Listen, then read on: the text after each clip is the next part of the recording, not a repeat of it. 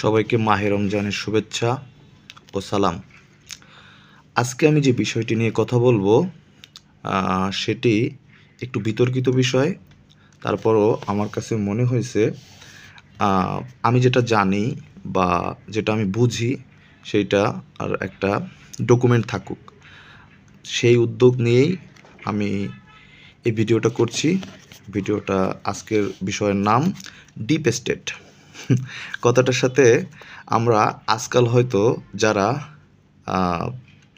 সচেতন নাগরিক তারা হয়তো এই শব্দটার সাথে সাথে পরিচিত। ডিপ স্টেট মানে গভীর রাষ্ট্র। তো আসলে গভীর রাষ্ট্র না, এই জায়গাটায় বোঝায় রাষ্ট্রের ভিতরে আরেকটি রাষ্ট্র থাকে। তো আমি আমার এই ভিডিওতে ডিপ স্টেট নিয়ে কয়েকটি ভাগে আমি ভাগ করতে পারি। যেমন ধরেন ডিপ স্টেট কী, ডিপ স্টেটের উৎপত্তি, পৃথিবীতে কি ডিপ স্টেট আদৌ আছে কি না, বা বাংলাদেশে এর অস্তিত্ব আছে কি না। চলেন পার্ট বাই পার্ট আমরা আগাই। প্রথমত ডিপ স্টেট কথাটা টার্কিশ শব্দ ডেরিন ডেভোল্ট থেকে আসছে। আচ্ছা, ডেরিন ডেভোল্ট একটা তুর্কি শব্দ, যেটার ইংরেজি শাব্দিক অর্থ ডিপ স্টেট, অর্থাৎ রাষ্ট্রের ভিতরে এক বা একাধিক ব্যক্তি, দল, গোষ্ঠী তারা তাদের একটি নির্দিষ্ট এজেন্ডা বা নির্দিষ্ট একটি স্বার্থের জন্য কাজ করে থাকে। এই ধরেন উসমানীয় খেলাফত।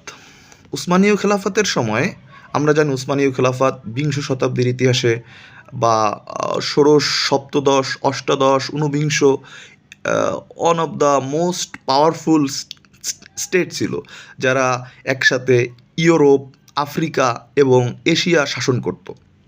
কিন্তু আমরা দেখতে পাই ঊনবিংশ শতাব্দীর শেষ দিকে উসমানীয় খেলাফত আস্তে আস্তে দুর্বল হয়ে পড়ে।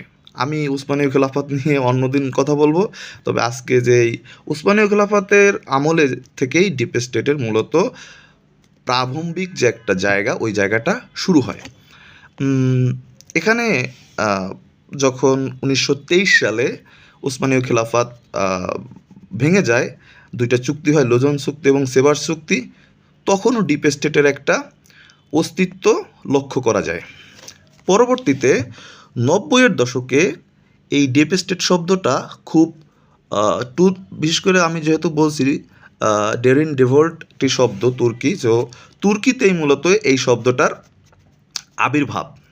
তো তুর্কিতে 90-এর দশকে এই ডিপ স্টেট শব্দটি বেশ জনপ্রিয় হয়ে ওঠে।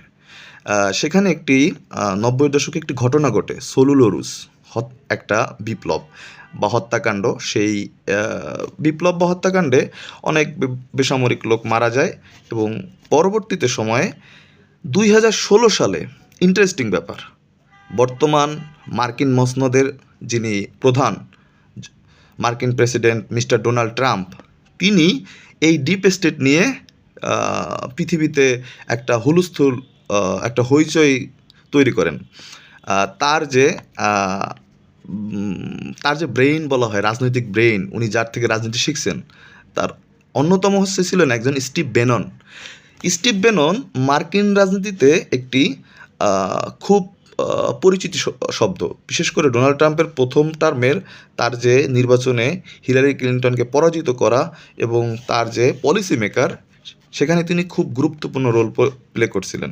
তো এই স্টিভ বেনন দাবি করেন যে ডিপ স্টেট কথাটার অস্তিত্ব আছে মার্কিন রাজনীতিতেও। চিন্তা করেন, যারা পৃথিবীর সুপার পাওয়ার, যারা পৃথিবীকে ডোমিনেট করছে।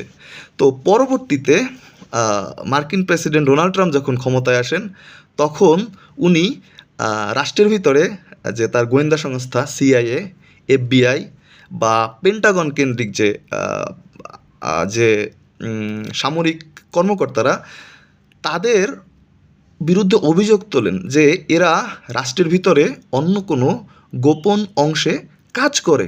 চিন্তা করতে পারছেন? পরবর্তীতে যখন উনি দ্বিতীয় মেয়াদে ক্ষমতায় আসেন, তখনও তিনি এই ডিপ স্টেটের বিষয়ে কথা বলছেন। ধারণা করা হয় 24-এর গণ অভ্যুত্থান, জুলাই আন্দোলন, যাই বলি জুলাই বিপ্লব, তো এইখানে যে বিগত সরকারের প্রধানমন্ত্রী, আওয়ামী লীগের প্রধানমন্ত্রী শেখ হাসিনা, তো তিনিও এই ডিপ স্টেটের অংশ কিনা এটা মার্কিন প্রেসিডেন্ট ডোনাল্ড ট্রাম্পকে জিজ্ঞেস করা হয়। তো ওই প্রশ্নটা হয়তো উনি এড়িয়ে গেছেন। পরবর্তীতে দেখা যায় এই ডিপ স্টেট চলমান বাংলাদেশের রাজনীতিতেও। এখন ধরেন আমার আরেকটা বলার পার্ট ছিল যে আসলে কি ডিপ স্টেটের অস্তিত্ব আছে। দেখেন আমি কয়েকটা উদাহরণ দিই ডিপ স্টেট আসলে পৃথিবীতে আছে কি না। ধরেন আমি কিছু কিছু ঘটনা বলি, যেমন কিছু কিছু হত্যাকাণ্ড মার্কিন ইতিহাসে। আমি যেহেতু মার্কিন যুক্তরাষ্ট্রের কথা বলছি, তো মার্কিন যুক্তরাষ্ট্রের বিষয়ে আমি আজকে মূলত ফোকাস রাখছি। ধরেন মার্কিন যুক্তরাষ্ট্রের জন এফ কেনেডি হত্যাকাণ্ড। তারপর আমি যদি আরও পিছনে যাই, আব্রাহাম লিঙ্কনের হত্যাকাণ্ড 1865 সালে, যখন 1863 সালে উনি দাস প্রথা বিলুপ্ত করছিলেন, পরবর্তী 2 বছর পরে উনি মারা যায় কিন্তু। তারপরে জন এফ কেনেডি হত্যাকাণ্ড 1960-এর দশকে। তারপরে আমরা আরেকটা জিনিস জায়গায় খুব খুব ভালোভাবে অবগত, ওয়াটারগেট কেলেঙ্কারি। ওয়াটারগেট কেলেঙ্কারি হচ্ছে রিচার্ড নিক্সন, যিনি হচ্ছেন মানে উনি রিপাবলিকান একজন ছিলেন প্রেসিডেন্ট। উনি ডেমোক্রেটদের একটি গোপন বৈঠক হয়েছিল, সেখানে উনি আড়ি পাচ্ছিলেন। তো এই কেলেঙ্কারিতে জড়িত হয়ে পরবর্তীতে তিনি তার ক্ষমতা হারান। তারপরে যদি চিন্তা করেন পরবর্তীতে এই যে ডোনাল্ড ট্রাম্পের এই একটার পর একটা উনি যে তার রাজনৈতিক পলিসি মেকার স্টিভ বেনন, তার যে বক্তব্য, তো সব মিলাইয়ে বলা যায় তারপরে পরবর্তীতে 80-র দশকে ইভেন মজার ব্যাপার হচ্ছে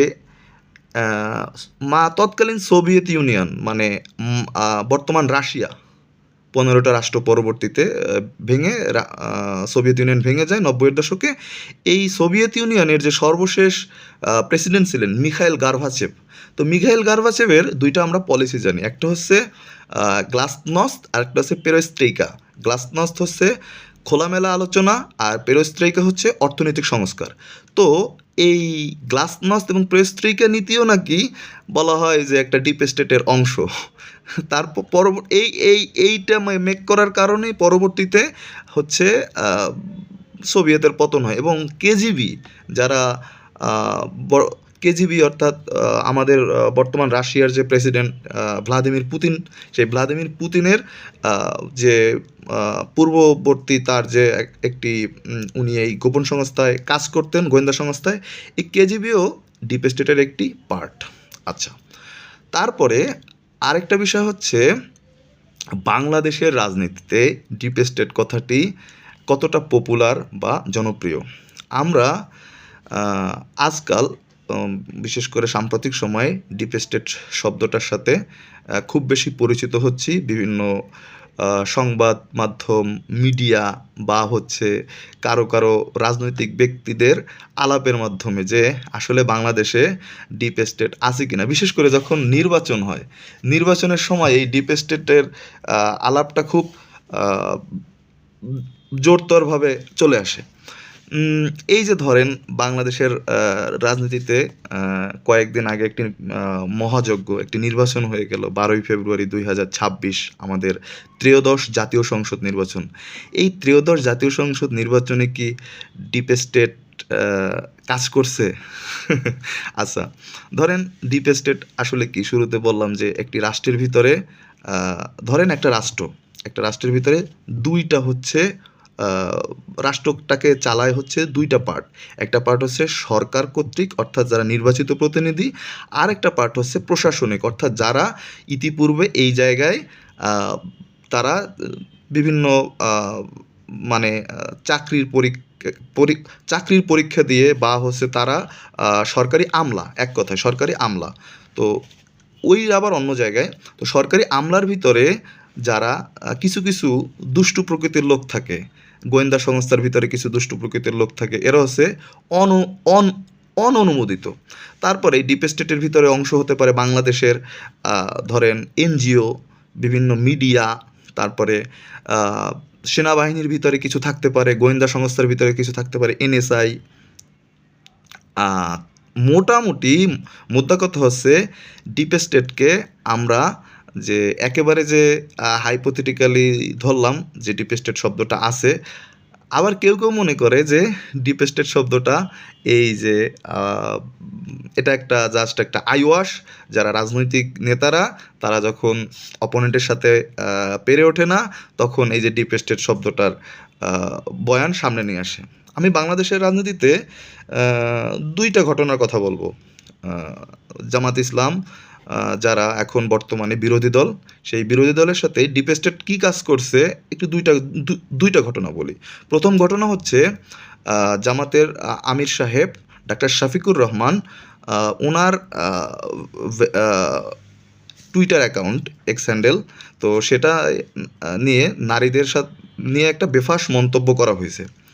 তো এটা কে করলো? এটা যেহেতু তার অ্যাকাউন্ট, সেহেতু আমরা সবাই ধরে নিলাম সে করছে, কিন্তু জামাতের বক্তব্য হচ্ছে এটা সে করে নাই, এটা করছেন হচ্ছে রাষ্ট্রপতির গণভবন থেকে বঙ্গভবন থেকে কোনো এক কর্মকর্তা। তো এইটা কি ডিপ স্টেটের অংশ? আপনারাই বিচার করেন। আরেকটা ব্যাপার হচ্ছে এই যে পরবর্তীতে ঢাকা 17 আসনে মাননীয় প্রধানমন্ত্রী মিস্টার তারেক রহমানের যে আসন, সেই আসনে একজন ডাক্তার দাঁড়াইছিলেন, ডাক্তার খালিকুজ্জামান সাহেব।